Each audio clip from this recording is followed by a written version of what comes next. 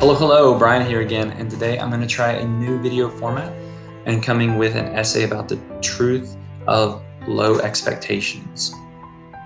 So a long time ago in a galaxy far, far away, I took part in a conversation with some fellow history teachers about adapting our assessments to be more skills-based and less content-driven.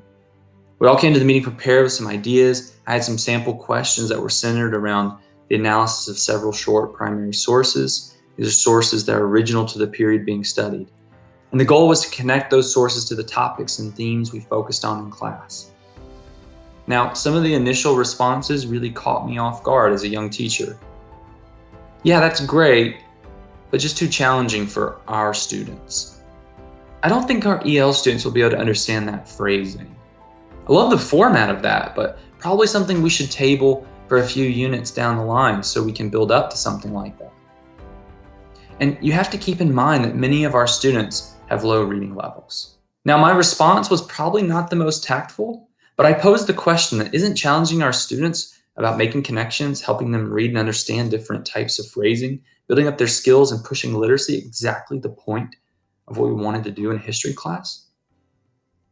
Now, an initial reaction at the micro level to these responses and pushback is to point at individual teachers or students and say there's a lack of motivation or lack of desire to push the learning. But I don't think it's an assumption or a leap to say that many such conversations are taking place in all types of schools, about all types of subjects, about all types of students. So this essay is going to explore the deeper issues that undermine efforts to renovate and reinvigorate learning in school. I'm personally aware that a lack of impactful learning in classrooms can sometimes simply be a reflection of teacher insecurities with the content and best practices or teacher fatigue due to the massive strains placed on underpaid educators. I've dealt with this when teaching new curriculum or during periods of burnout, but I would argue that the root issues are much more systemic. The predominant contributing factor to systemic malaise within the American learning environment is the hidden curriculum of low expectations that subverts all the stated goals of high student achievement and teaching excellence that are pushed. So let's break this down. From state departments of education, school boards, school leadership teams, school mission statements, down to course syllabi and classroom expectations, stated goals for student learning seem to speak a universal language. There's very few distinctions among the published and approved statements from stakeholders across the country. Students and teachers are inundated with language such as mastery, rigor, literacy, standards-based, research-based. So why do we have a universal language for learning, but there seems to be nowhere close to universal outcomes? That's where the hidden curriculum comes in. First, we got to do a little brief history lesson. The first iterations of public schooling in the 1800s were funded primarily by bureaucrats and state officials who wanted to encourage both loyalty to the state and ensure social stability among future generations. Discussion around education suggests that schools were seen as the panacea, the cure-all for the needs of the state. Imagine the shock and surprise when students began forming distinct student culture, when they began pushing back against authority, and in some instances even joined forces with groups seeking societal or political reform. It's therefore very clear that there's more going on in schools than official and sanctioned learning. There's other layers. This is one of my favorite quotes from Calvin and Hobbes. I go to school, but I never learn what I want to know. Hidden curriculum is the part of school and learning that's communicated implicitly and not explicitly. There's a difference between what is said and what is implied. The messages are communicated in subtle yet powerful ways and can range from small details to school-wide culture. In an elementary school setting, this could be science or social studies given 20 minutes a day, but reading and mathematics given 3 hours combined. Another example would be the personal narratives of Black children describing feeling ostracized and unwanted in desegregated schools. Modern American high schools often display athletic championships in the trophy case in the main hall, but not band, art, or academic achievements. These are all examples of hidden curriculum. Hidden curriculum is the mode that delivers these messages, and their cumulative effect is remarkable in shaping culture and perceptions of schools and learning. Hidden curriculum is communicated primarily by two different mediums, structural and cultural. I'm going to be focusing primarily on cultural, but structural deals more with the organization of the school or school day, such as grading policies or extracurricular options. Cultural is more relational. I think this has a greater impact on setting the expectations of learning in a school and, like the name implies, in setting the culture of the school. So low or high expectations for both students and teachers are communicated through 3 different cultural aspects. The first is recognitions, second is roles, and lastly, rituals. Before we talk about these 3 modes, please hit that like button for me if this is grabbing your interest. I appreciate your feedback, and I'd love to see your thoughts and comments in the comment section below. So let's talk about recognitions. This is the first way that hidden curriculum is communicated through a cultural lens. What do I mean by recognitions? I mean what teachers, administrators, and students recognize, promote, and publicize. These are major signals of what's valued, what gets attention, whether positive or negative attention, and who really matters most. There's a great line here from Sylvia Plath. If you expect nothing from somebody, you are never disappointed. And I think our students live in a space where if they feel if they expect nothing of themselves, or if nothing is expected of them, they can never be a disappointment. 2, the roles.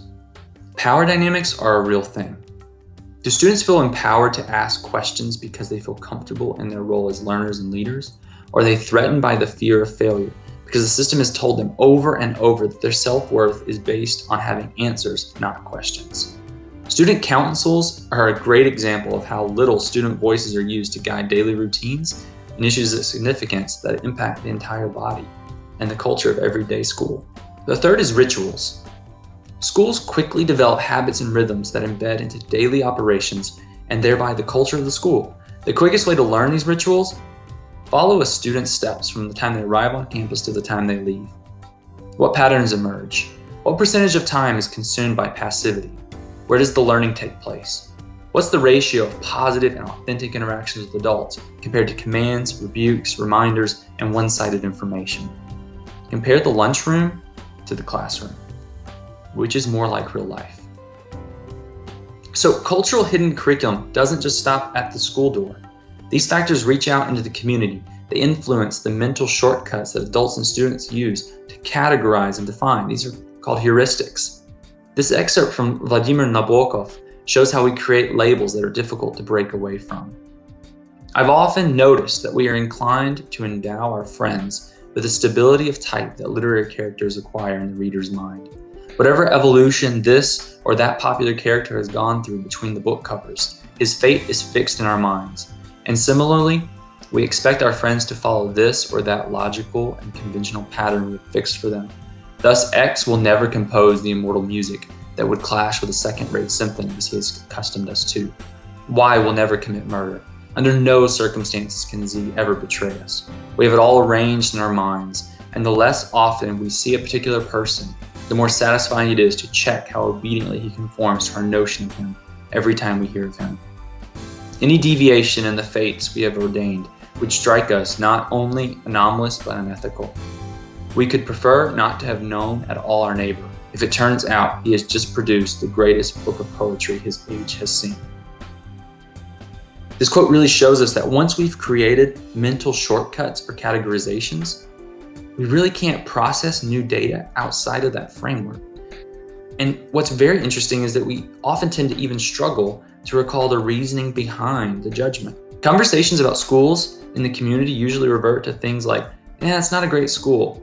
Oh, that's a great school district. They've got really good athletic programs. But these statements are never defined. They're just generally accepted as appropriate judgments because of those mental shortcuts that are created.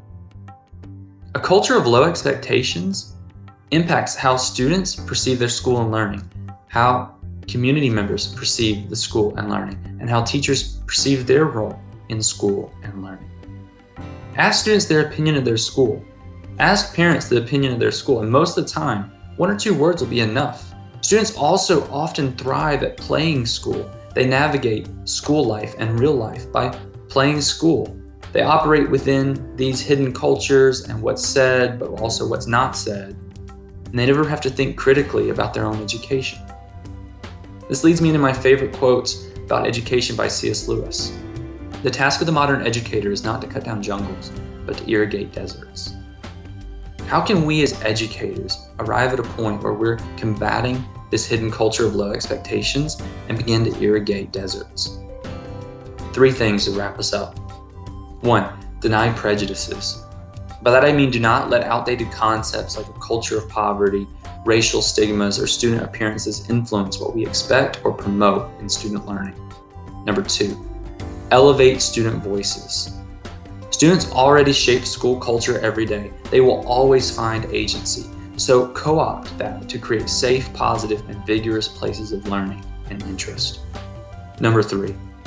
Emphasize the language of learning over the language of schooling.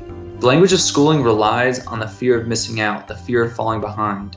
The language of learning echoes this line from Hegel, that the valor that struggles is better than the weakness that endures. Thank you for your interest, and hit that subscribe button if you want to see more content like this.